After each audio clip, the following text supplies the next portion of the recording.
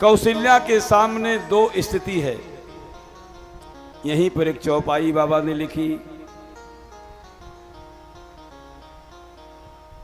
धर्म स्नेह उभय मति घेरी, भई गति सांप छछुन्नर घेरी, भई गति सांप छछुन्नर घेरी, धर्म स्नेह उभय मति घेरी, धर्म स्नेह उभय मति घेरी, धर्म स्नेह उभय मति घेरी, भई गति सांप छछुन्नर घेरी, भई गति सांप छछुन्नर घेरी, भई गति सांप छछुन्नर घेरी, भई गति सांप छछुन्नर घेरी। धर्म स्नेह, धर्म का बंधन है क्योंकि पति की आज्ञा है, इधर पुत्र के स्नेह का बंधन है। कभी कभी देखिए सांप जो होता है, यद्यपि सांप जानबूझ के छछुन्नर नहीं पकड़ेगा, चूहा को ही पकड़ता है। वो भूल से अगर सांप के मुख में छछुन्नर आ गया, छछुन्नर, तो सांप दोनों हालत में मर जाता है। अगर छछुन्नर को लील लिया उसके जहर से मर जाएगा, और अगर छोड़ दिया तो अंधा हो जाएगा, तब भी कोई मार देगा। कौशल्या के सामने इधर धर्म का बंधन है क्योंकि पति की आज्ञा है। अगर मैं कह दूं बेटा जाओ, तो राम यही सोचेगा कि मेरी माँ कौशल्या को मेरे प्रति कोई स्नेह नहीं है। लेकिन ध्यान दीजिए, जीवन में चाहे कैसी भी परिस्थिति पैदा हो, हमेशा धर्म का ही पक्ष लेना चाहिए। धर्मो रक्षति रक्षितः है, धर्म की रक्षा करने से ही हमारी रक्षा हो सकती है। धर्म का पक्ष कौशल्या ने लिया। और आपको बता दें, इधर कैकेयी के पास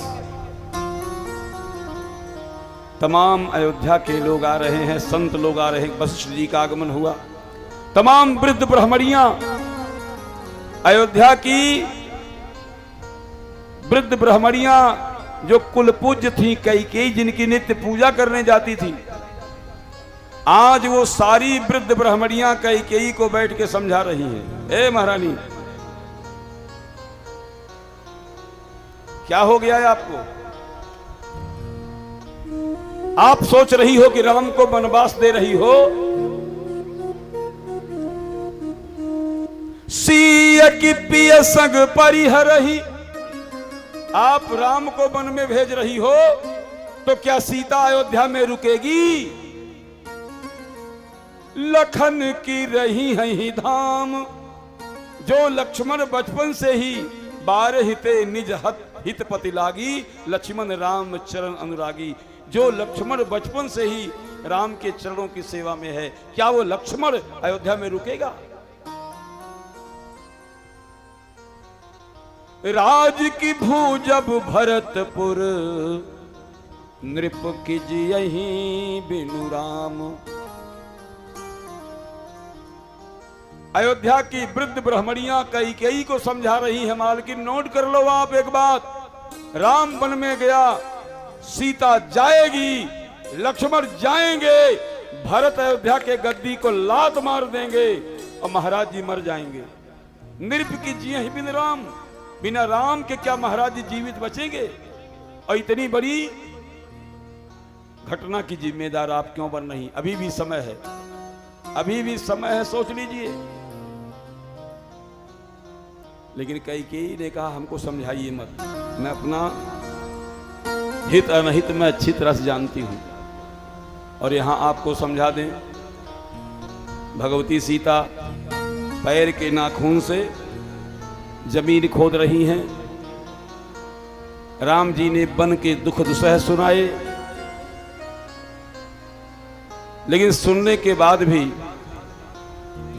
सीता जी जाने को तैयार हैं और कहती हैं, जिय बिनु देह नदी बिनु बारी, तैसी नाथ पुरुष बिनु नारी। जैसी नदी का अस्तित्व पानी से है, उसी प्रकार से विवाहिता का अस्तित्व पत्नी से, पति से है। हे स्वामी, उसी प्रकार से जीव के बिना ये शरीर निष्क्रिय हो जाता है। भगवान राम जानकी को बहुत समझाए, कुछ दिन यहाँ रहना, हमारे माता पिता की सेवा करना, कुछ दिन के लिए मिथिला चली जाना, जहाँ तुम्हारा मन लगे वहीं रहना, वन में जाना तुम्हारे लिए अच्छा नहीं है। राम समझा ही रहे थे कि माता कौशल्या ने कहा, राम हमारी बहू जानकी भी तुम्हारे साथ जाएगी। माता कौशल्या के ये वचन सुनकर मेरी माँ, देखिए एक बात और सुन लीजिए, कौशल्या ने राम से भी कहा, बेटा जो केवल पितु आए सुताता तो जने जाहु जानी बड़ी माता। अगर केवल पिता ने तुम्हें वन भेजा है तो मत जा बेटा, मैं मां हूं, रोक रही हूं।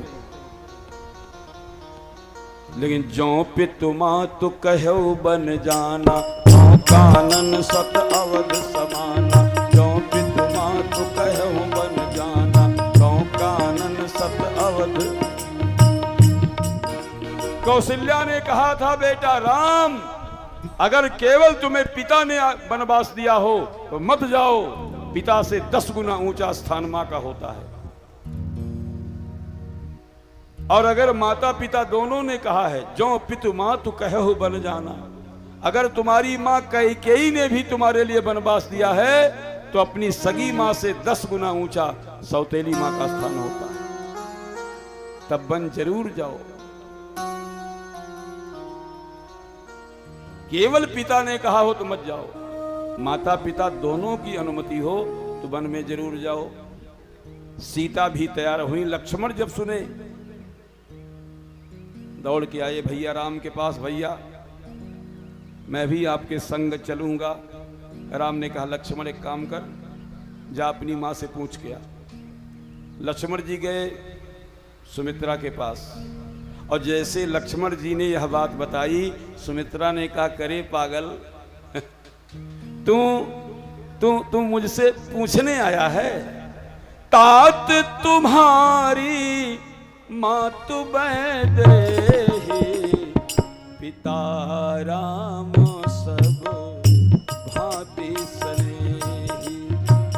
पिता राम सब भांति सनेही। तात तुम्हारी मातु बैदेही, पिता राम सब भांति सनेही। पिता राम सब भांति सनेही।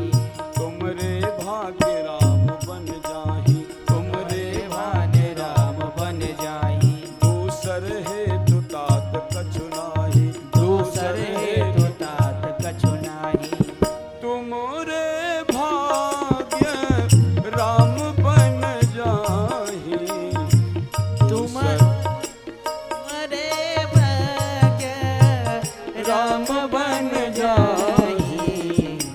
दूसर हेतु तात कछु नाहि, दूसर हेतु तात कछु नाहि।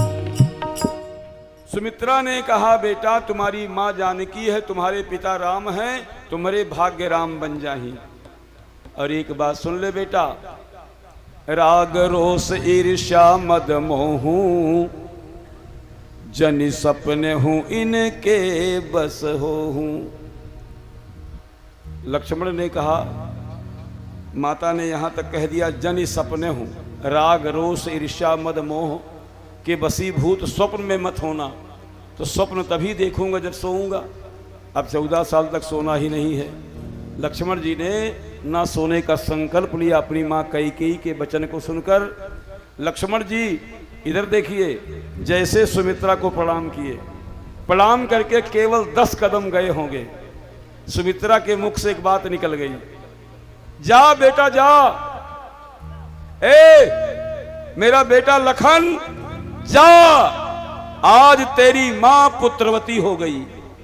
क्योंकि पुत्रवती जुवती जग सोई, रघुपति भगत जासु सुत होई।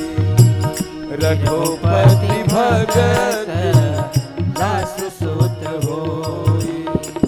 रघुपति भगत जासु सुत होई। पुत्रवती जुवती जग सोई, रघुपति भगति राहु सुत होई। रघुपति भगति राहु सुत होई। सुमित्रा के मुख से निकल गया, बेटा जा, आज मैं पुत्रवती हो गई। देखिए, पुत्रवती वही माताएं बहनें हैं, सुन लीजिए, जिनका बेटा राम का भक्त है। पुत्रवती जुवती जग सोई, रघुपति भगत जासु सुत होई। और नतरु बांझ भली बादी बियानी, तुलसीदास जी ने उन माताओं के लिए बियानी शब्द का प्रयोग किया गया है। और बियानी शब्द का प्रयोग पशुओं के लिए किया जाता है। वो बच्चा नहीं पैदा की हैं, बल्कि पशु बियानी हैं, जिनका बेटा राम का भक्त नहीं। श्री सीताराम जी महाराज की। कहा गया है, राम भगत बिटिया भली, राम भगत बिटिया भली, राम विमुख नहीं पूत, सबरी तो बैकुंठ गई, लेकिन धुंधकारी भय भूत। धुंधकारी भूत बन गया। वही मां पुत्रवती है जिसका बेटा राम का भक्त है। क्योंकि पुत्रवती जुवती जग सोई, रघुपति भगत जासु सुत होई। पुत्रवती जुवती जग सोई, रघुपति भगत जासु सुत होई। नतरु बांझ भली बादी बियानी, राम विमुख सुत देहित जानी। राम विमुख सुत देहित जानी। राम विमुख सुत देहित जानी। लक्ष्मण जी गए, इधर देखिए, लक्ष्मण की पत्नी उर्मिला। लक्ष्मण जी सोच रहे होंगे कि अभी किसी को कानों कान तक पता नहीं है कि मैं भी भैया के साथ जा रहा हूं।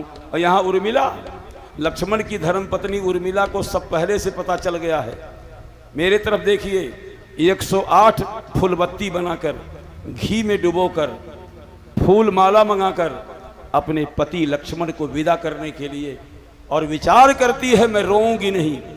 अगर मैं आज अपने आंखों में आंसू लेकर विदा करूंगी तो मेरे पतिदेव भैया राम की सेवा 14 साल नहीं कर पाएंगे, क्योंकि मेरी याद में रहेंगे। जाते समय जो दृश्य बनेगा ना, जाते समय जो सीन बनेगा, इसको ध्यान में रखते हुए उर्मिला लक्ष्मण की आरती उतारने के लिए अपने रूम में, और इधर लक्ष्मण जी सोच रहे हैं जाऊं कि ना जाऊं, कहीं ऐसा ना हो मुझे देखकर वो रोने लगे, और रोने लगेगी तो गड़बड़ हो जाएगा। जाऊं कि ना जाऊं, जाऊं कि ना जाऊं। इतने में लक्ष्मण जी हिम्मत करके कि जाते जाते कम से कम अपनी पत्नी से तो भेंट कर लें। जैसे पर्दा हटाया है, उर्मिला मुस्कुराती हुई तुरंत माला पहना के लगी आरती करने। आप क्या सोच रहे हैं? मैं नहीं जानती हूं, मैं सब जानती हूं। आप जाइए, मैं रोऊंगी नहीं, मैं मुस्कुरा कर आपको विदा कर रही हूं। और 14 साल के बाद जब आप लौट कर आएंगे, इसी थाली से मैं आपकी आरती उतारूंगी। ये कह ही रही थी, आवाज पड़ गई राम के कान में। राम ने कहा, लक्ष्मण मैं तुम्हें वन में नहीं ले जाऊंगा। देख मेरी पत्नी जानकी को, मेरी पत्नी मेरे बगैर अयोध्या में नहीं रह पा रही है, तो मैं तुम्हें तुम्हारी पत्नी से अलग करने वाला कौन हूं? इसलिए है लक्ष्मण, तू रह जा घर पे भाई, तू मत चल मेरे साथ। इतना कहना था कि आज पहली बार उर्मिला महल से बाहर निकलकर राम के चरणों में गिर पड़ी और लगी रोने। ये क्या कह दिया आपने? क्या भाई भाई में प्रेम था हो? मैं केवल आप इससे एक ही वरदान चाहती हूं कि मेरे पति को कभी भी अपने चरणों की सेवा से वंचित मत करना। बहुत ही संक्षेप में बलकल वस्त्र धारण किए गए कराए गए। आज राम जी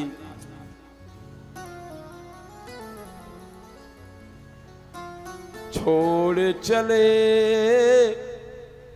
आज हमारे राम अयोध्या छोड़ चले, मुख मोड़ चले आज हमारे राम अयोध्या छोड़ चले, मुख मोड़ चले आज हमारे राम अयोध्या छोड़ चले, मुख मोड़ चले आज हमारे राम अयोध्या छोड़ चले।